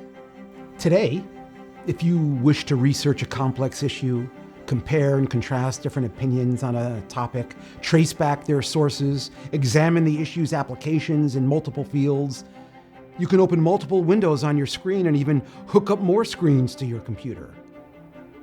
But centuries before Windows 1.0, centuries before electronic information technologies, Jews committed to exploring the multi-chambered laboratory of wisdom called the Talmud had already invented the original hypertext, the daf. All right, dear friends, it is 11:35. So what that means is that we're gonna do like this. Whoever wants to leave now, this is your last chance to abort the boat. And if any of you want, I will do a little tour of actual Mishnah studying and Talmud. But here's the last thing I want to share with you before you guys go. Before you go. You go, okay. Is that I want to encourage you. I want to encourage you to try to study a little bit. You could go online on Chabad.org. There are some beginners Talmud classes. Get a little bit of a feel for it. Try to throw yourself into it. Try to see how Judaism lived and started and survived. And you know what? I want to take a little bit of issue with that original joke. But the rabbi was trying to tell this guy, nah, Talmud's not for you. But that's a bad message. That's not the right message. The right message is that Talmud is difficult, but there are easier parts of Talmud, and there are the simpler ideas that you could study from it. And not everybody has to study it in depth. Even in yeshiva, the way we study Talmud is in two different models. There's learning it in depth, where maybe you'll get through 6, 7, 8 pages the whole year. That's how in depth you read every page. And then there is what's called just surface level learning. We could cover a page a day and just learn it, just the Gemara, just the Rashi. You don't have to go into too depth. And so I want to encourage you to not look at this and be overwhelmed and say it's beyond me, but the opposite. It's something that all of us should study. The Talmud is our tradition, and that's what we got. Next week is going to be halacha, and if any of you want, from my perspective, class is not over. If any of you want, we'll do a little taste of Talmud. Who wants to do a taste of Talmud? You guys are in? There we go. Okay, look at that. Okay, so yeah, you know what? Let's do a 5-minute break. 5-minute break, and we'll be right back. Okay, dear friends, buckle up. After all those introductions, we are going to take a Mishnah. I even brought the actual volume of this Talmud. Baba Metzia. We'll take a simple Mishnah and give you a little taste, maybe 2% of the Talmudic exploration. And we'll try to show you how the Talmud goes in different directions. This is the Mishnah as recorded by Rabbi Yehuda Nasi in the year 189. And remember, it's very concise, very exact wording with layers and layers and layers of more laws and more, all contained within the words. So every word is perfect. So let's read text 7, page 113. Pay very close attention to the words, and we'll see the magic that the Gemara does to the Mishnah here. All right, page 113, text 7. Ron, I think we're up to you. Or are we up to Larry? You read. So Ron, text 7, page 113. Two people are grasping the garment. This one says, I found it. And this one says, I found it. This one says, all of it's mine. This one says, all of it's mine. This one should swear that they share in it, there's no less than half. And this one should swear that they share in it, there's no less than half. And they divided it. Sound simple enough? Okay, so we have to imagine the scene. Two people walk into a Jewish court, and they're both holding a garment. What are they holding? A jacket. I don't know, a leather jacket. I found it. It's mine. What do we do? Two people say it's theirs. None of them are bringing proof that this is theirs. They're just each claiming it. So what is the law? The Mishnah says they should both swear that no less than half is mine, and they divide it. So if it's a garment, you could cut it in half, and it's still a working garment, you cut it in half. If not, you sell it, and you split the money. That's the law. Sound simple? What are maybe some peculiarities? If you had to take a closer look here, what would be something you could start looking and trying to unpack? Yes. Say that again.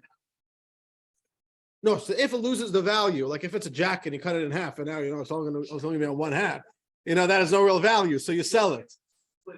No, so you sell it and you split the money. Sell it for $100 and each get 50. Yes. Let's say it's a garment that is not, one size fits all. It's like that type of thing. I don't know, whatever. But let's look at the actual things over here. If we're going to start asking questions, laterally, backward, forward, let's begin laterally. We just want to understand the mission itself. What are some things you would say? Why is the mission saying it like this? Put yourself in the shoes of a Talmudic sage. Any extra words or phrases, any peculiarities, anything that is begging us to go and probe further. I'll be honest, you read a Mishnah, it sounds simple. Well, what do you want me to do over here? You want me to break apart the whole thing? But yeah, let's do that. So the first thing is going to be like this. You found it? Yes. Go ahead. Oh, so what are you saying? No, it's two people are saying that. So they're both, If she found it and I found it, she's my wife, she can have. it. okay, here's the way it works. The Gemara has over 8 pages, 8 double-sided pages, taking this one Mishnah and breaking it apart, literally taking every word and putting it under a sledgehammer. So you ready for a question? The wording, the opening words of the Mishnah are a little bit funny. Two people are grasping a garment. So we have to imagine the scene. They walk into the courthouse. They're both holding the garment. They have to be holding it. Why can't they just be arguing about it? But the Mishnah says they're walking and holding it. They're both holding it. What's that all about?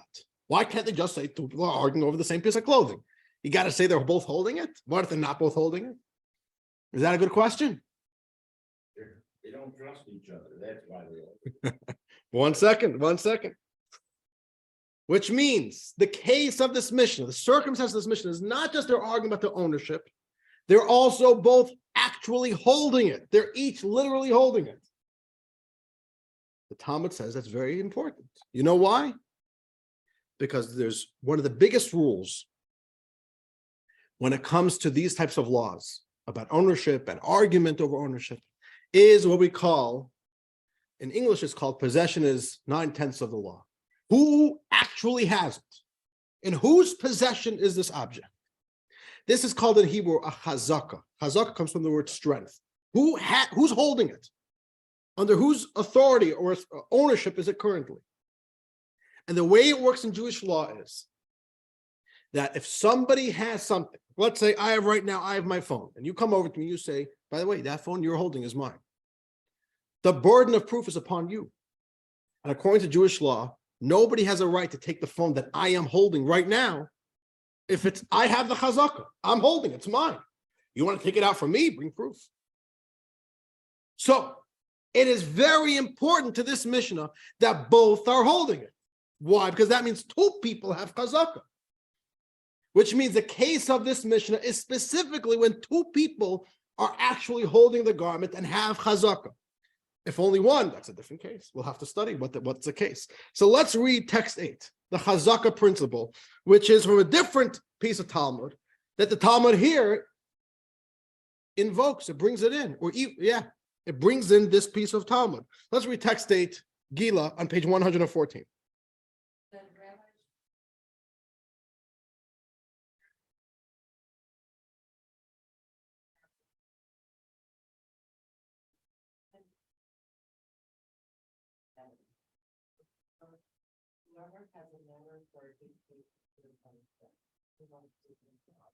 Oh, so there's a rule called chazaka, and we learn it from a verse in the Torah. Without going to exactly the art of how we learned it out from the verse, this is the verse we learned it out from. And the idea is whoever has it, they keep it unless there's strong evidence that the claimant gets to take it out of my hands. Is claimant the right word? Yeah, it works. Okay. The claimant is basically the guy who doesn't have it. He's trying to argue that he should get it. So our Mishnah, where we slice it down half, why are we doing that? Because there are 2 people here who have chazaka, and there's no evidence to support either one story more than the other. And therefore, the court, by duty of Torah law, has to protect the possessor's rights. If you're possessing it, if you're holding it, you have a right to it. And the court, the Beit Din, protects that right for you to keep it. 2 people are arguing over it, you split down the middle. Each one makes an oath. So let's read now text 9. Text 9 is the Rashi on the Mishnah that helps us understand what the Mishnah is telling us. So, where are we holding? Anna, you want to read? Text 9, page 115.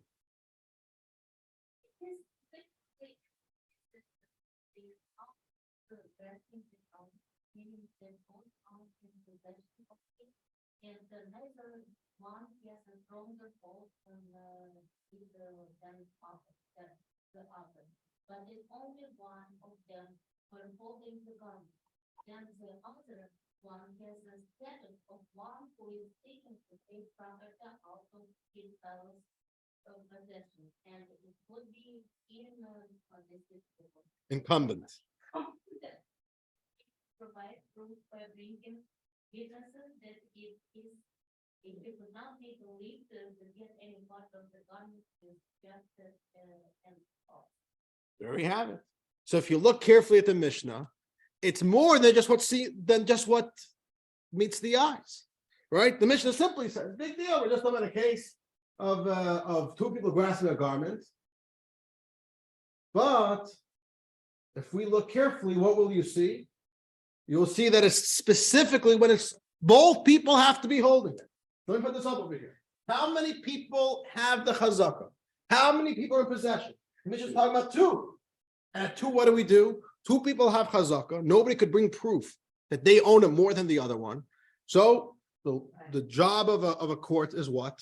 To protect the owner's rights. Two owners have equal thing, we split it. But once you see this in the Mishnah, this Mishnah tells us another law. What happens if only one guy is holding it, the other guy is only claiming it's mine? He's not actually holding it. Then what happens? Whoever holds it, keep it, right? Finders keepers, right? Whoever's holding it, it's called holders keepers. Holders keepers. So two split. Two people are holding it. One, unless the other guy can bring real proof that he owns it and the other guy doesn't own it, the holder always gets to keep it if there's no evidence to the contrary. Okay? So we know now what the law is when there is two. We know now what the law is by one. We're starting to get a better idea of the circumstances behind this Mishnah. Once we understand the circumstances and once we understand the rationale, we're starting to see how this Mishnah is actually giving us a few more ideas. But then the Talmud comes and brings us another case, and we see that the rabbis did not rule according to this Mishnah, and we have to understand why. Okay, now let's read text 10. And now we're going to bring a counter case. We'll contrast this Mishnah with another ruling, and we'll try to understand why. Text 10, Joey, on page 116 again. Follow. We're moving fast over here. But follow along here as we go. Certain vote, people were for it. This one said, the other one said. One of those cases, the court said, until I'm making a friend witness. Do we seize it or do we not seize it? Rabbanan said, we seize it. So the other said, we do not seize it. The court seized the boat, but the man went and did not find it. He then said to the court, release the boat. And whether it is stronger, will compare. We release the further after. But the other said, release.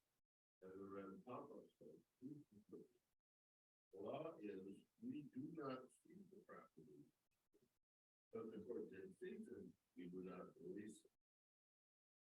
Okay, so now we have another case, and the law in this third case is basically the court does not get involved. The court stays out.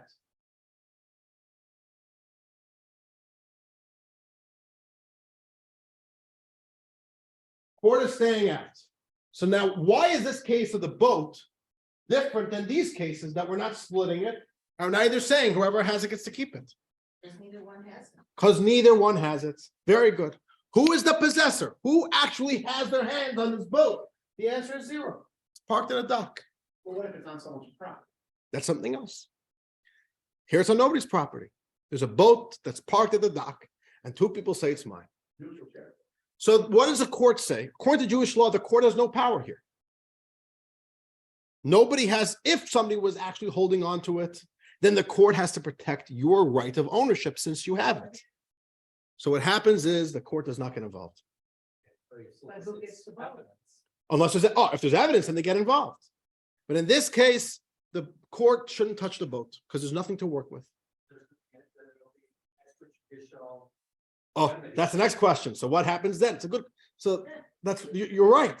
But at least at this case, let's appreciate the idea that if there's zero, there's no legal basis, at least as of now, which is the more you study, the more you realize maybe the court actually should get involved. But the point is, on principle, There's no reason for the court. There's no legal basis for the court to come in and say, we need to protect this guy's property from somebody else.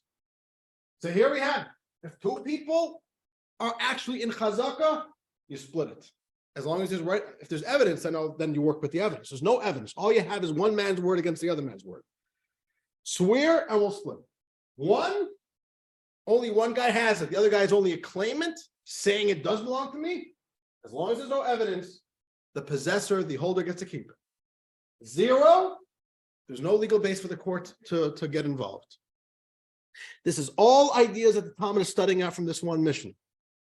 And the Talmud is trying to understand, why is the case of the Mishnah different than this case?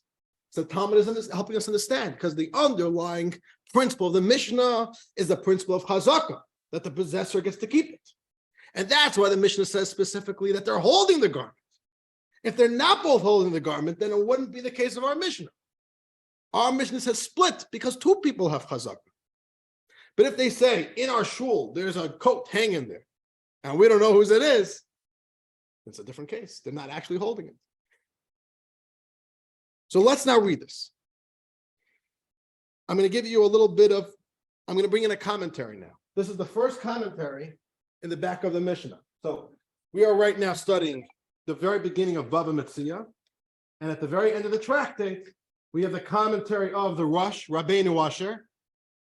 So what does the Rosh say? The Rosh clarifies the difference between the case of the boat and the case of the two people coming in and holding a garment. Let's read text 11.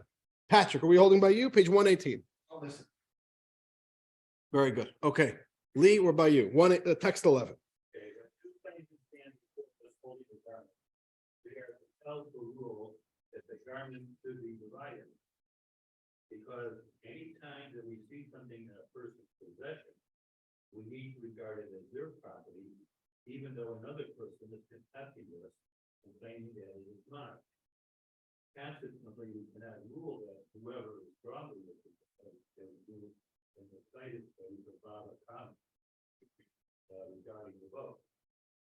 That case, however, is different, because either of them is in possession of property or the court has no cause to stop any person from taking something that they claim is theirs. When we don't know who is theirs, when we know it doesn't belong to it. It would therefore be wrong to rule that it should be divided, as we might be depriving a person of their property without just cause. But in our case, where both claimants are quote possessors of the garment, we are obligated to prevent one of them from robbing the other. We have no choice but to rule that the garment should be divided. Okay. You getting the logic here? When there's 0 in the case of the boat, there's no legal basis for the court to get involved over here. There's no evidence, and nobody has chazaka. So how are we to determine whose is what? And if the court comes in and says, you know what, sell the boat and give it in half, then the court is essentially robbing from somebody. It's somebody's boat with no evidence, no basis. You're just going to take half of somebody's possession away. But in our Mishnah, where there's two people holding the garment, both of them have chazak, which means both of them have legal reason, legal backing that they're a part owner. So what do? It's not the best case scenario, but if there's nothing else to work with, we split it in half. Because according to Torah law, they are both in possession of it, which means they both own it, at least as of now, unless there's evidence that says that one of them is holding it unjustly. So far, sounds good. So it's very interesting. You have one Mishnah that just simply says a law. But the Talmud then comes and says, what's the underlying reason for the Mishnah? The underlying reason is chazaka, the rule that comes from the Torah that the possessor, it's his. And that's why the Mishnah says that they're both holding it, because that's the only reason why we say split it down the middle. And from there, we all of a sudden start learning other cases. We go from 2 to 1 to 0. You want to take it further? One more case. The Talmud now comes and says, let's look at another Mishnah. There's another Mishnah that seems to be in contradiction to this Mishnah. What's the next Mishnah? A contested deposit. Is this too quick for you guys? No, okay. Text 12. Tzipi, you want to read page 120?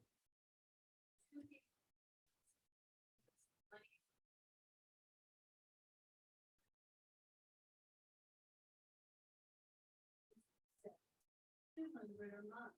This is 1 for 200 a month. We give 100 to one and 100 to the other. The remainder is put away in the prophet Elijah. Said Rabbi Yosha, if we do that, the swindler loses nothing. Rather, all of the money should be put away for Elijah. Okay.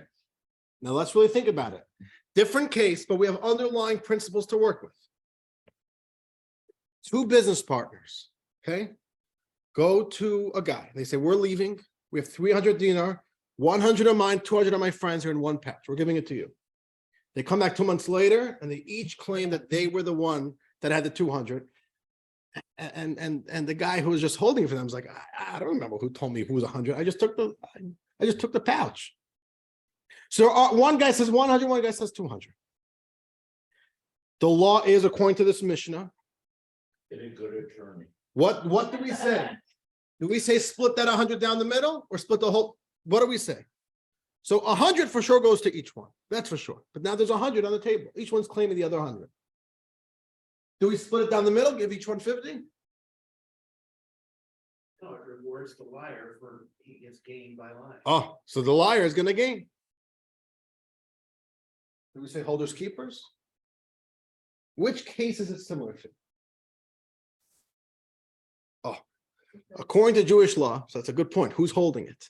According to Jewish law, if I give you something to hold from me as a guardian for me, your hand is an extension of my hand. So in essence, both of them are holding it.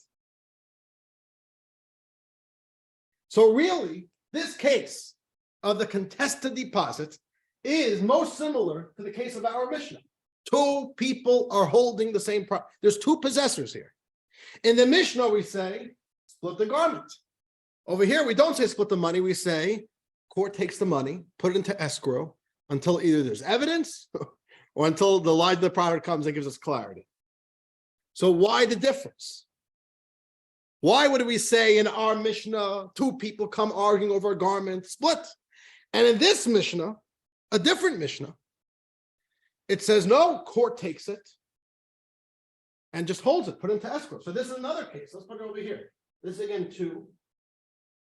And the law over here is court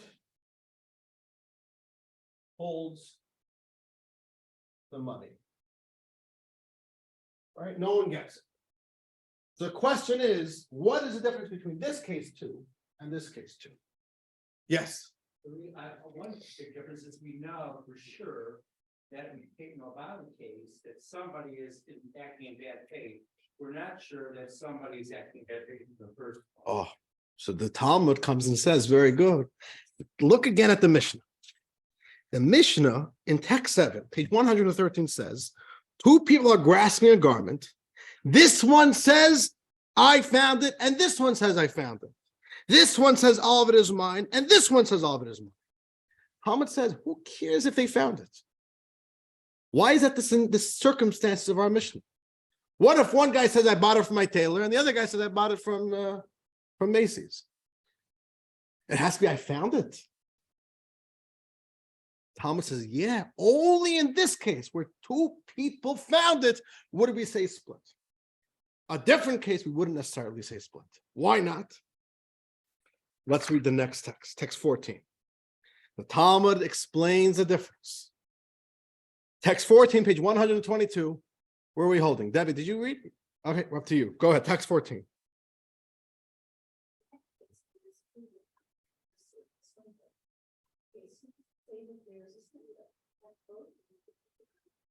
Oh, you see, the Mishnah says very precisely.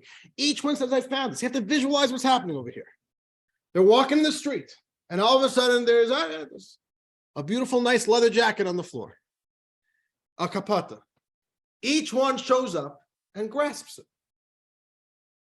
One guy says, I picked it up before you. The other guy says, no, I picked it up before you.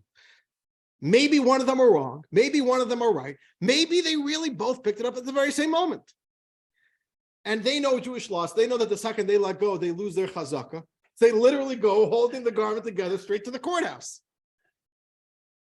They're holding it. And the Talmud says that's the case of our Mishnah. Why?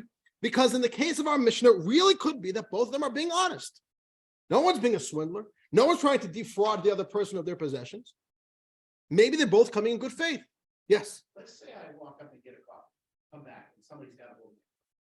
Say, oh, that's my coat. Okay. Right. You should be able to show evidence that this is your coat. You could show a picture from yesterday that you were wearing this coat. Or you could show any type of evidence. So you bought it. Look, this is the description. This is my receipt. I bought it from Lords and Taylor last year. I don't know. Or my car, or yeah, my wallet's in the, I'm saying there's all types of, or you know something that only the wearer of that coat would know. I know that there's a rip in the back and it's on the inside. If you could give a sign, that would be a piece of evidence. But the point is, the Talmud says like this: two possessors is not enough. The question now is, or the Mishnah is telling us, you know when you split it, only when each one says I found it. In a different case, maybe we would rule differently. Why? Because in this case, where this one says I found it, and this one says I found it, both of them are honest. Or conceivably, both of them are honest. When both people are honest, but are having a legitimate argument about who actually got it first, and both are holding it, so neither one has a stronger claim than the other one, the Talmud says, listen, we don't like doing this, but split it down the middle. But if one guy is for sure a swindler, is for sure a thief, he's for sure trying to defraud the other one of their money, we will never reward that person. Jewish law never, ever wants to ever give any encouragement, even if it's a legal loophole, for somebody to act improperly. So in that case, even though it's the exact same circumstances, 2 and 2, but over here, it's honest people. Over here, we for sure have a swindler. Apologize for my. In the first case, the court asked people to swear. In the other cases, there's no request they swear. Right. Oh, because there's a oath cannot overpower your possessor's rights. Evidence could, not an oath. Say it again. An oath, that's a good question. It's another question. The power of an oath. The original case of our Mishnah, where two people walk in with the same garment and say, this is mine, this is mine. What does the Mishnah say? Each one should make an oath that they own for sure at least half of the garment, and then they split it down the middle. But in the case of the holder's keeper, where it's only one possessor, we don't tell the other guy, make an oath, and then you get to take it out of the other guy's hands. And the reason is because the chazakah, your possession is stronger than his oath. His oath cannot undo your chazakah, but evidence could. You understand? Is that the basis if I swear to tell the truth, the whole truth, and nothing but the truth? Is that the oath we're talking about? Well, it's a little bit different in Jewish law, but essentially it's a verbal oath. Right. In Jewish law, it would be that you make an oath on a Torah scroll in the name of God that you are saying the truth. Basically. And the disputed deposit, since neither gets it, split down the middle, because you don't want the swindler to benefit. The swindler also loses his initial deposit. Oh, there you have it. So the ultimate law is that all the money, not just the contested 100 dinar, all 300 coins are given to the court, and the court simply puts in safe deposit indefinitely until either there's evidence or until Mashiach comes. So look at this from one Mishnah. Yes, go ahead. Does that just effectively say you guys figure this out? No, it is saying either somebody bring evidence, but as of now, status quo is none of you are getting any of the money back. But if both come to an agreement, say, yeah, we don't. Oh, yeah. If one of if one of them say, you know what, actually I was the one with 100. I thought I had 200, really it was 100, whatever. If he backs down, if the swindler backs down, then okay, as long as you're in agreement, the court will give it back to you. But as you said, I'd rather have 100 than 0. That's a good question. Are we making somebody lose money? It's a good question. The point here is that what we just did is a tiny taste. We didn't go too deep into any of these scenarios. We just gave a case, a little, but this is really, each of these little things we could go multi-layers down and to subcategories and sub-challenges. The point is, if you take a look in your book, what we basically just did was, we took one case, one Mishnah, and we just built an entire tree of law out of it. And you have this in your books on page 123 also. Two people claim a property, but neither litigant has witnesses or other definitive proof supporting their claim. You know what the question now based on this Mishnah is? How many people are in possession? So let's start. If there's only one person in possession, what's the law? Property remains with the possessor. If nobody is in possession, the court does not concern itself with the case. If two people are in possession, we got to now ask another question. What's the next question now? Is one of them certainly lying? Is there for sure a thief here? Is there for sure a swindler here? If the answer is no, then we divide it. If the answer is yes, the property remains in trust with the bank. So one Mishnah, simply by being very, looking at the words very precisely and saying, why does the Mishnah say this? Why not more generically? What would happen in a different case? What's the underlying principle of this Mishnah? We all of a sudden start building an entire legal framework of how to address this issue, all built within this one little line. Now, there's 8 full pages talking about this Mishnah. You want to hear another question that the Talmud asks on this Mishnah? Look back and I'll just show you. I'm not going to explain to you what it is, but look at the wording of the Mishnah. Text 7. This one says, I found it. This one says, I found it. This one says, all of it is mine. This one says, all of it is mine. Why didn't the Mishnah just say simply? This one says, I found it and all of it is mine. And this one said, I found it, all of it is mine. The way the Mishnah goes back repetitiously. There's a whole new layer in that. It's setting a legal precedent.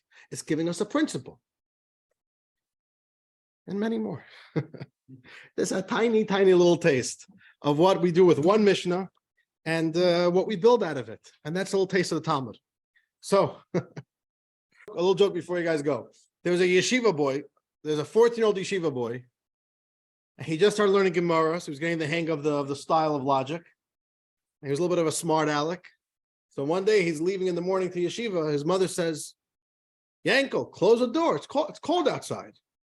So he turns around and says, and if I would close the door, it wouldn't be cold outside. Okay. Have a wonderful day, everybody. Yes. All right, guys. That was a heavy class. Next week is halacha, Jewish law. Next branch. Okay. Rabbi, Have a good one. Rabbi, Thanks, thank you Rabbi. very much. We so enjoyed You're it. very welcome. Take care, Yeah. Bernie. Take care, Debbie. We'll see you.